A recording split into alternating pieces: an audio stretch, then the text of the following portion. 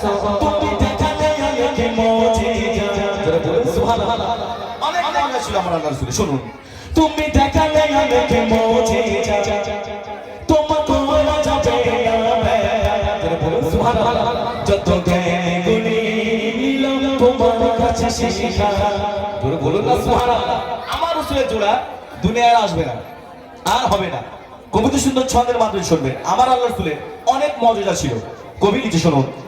তুমি দেখালে আমাকে মুজিজা তোমাকে বলা যাবে না তুমি দেখালে আমাকে মুজিজা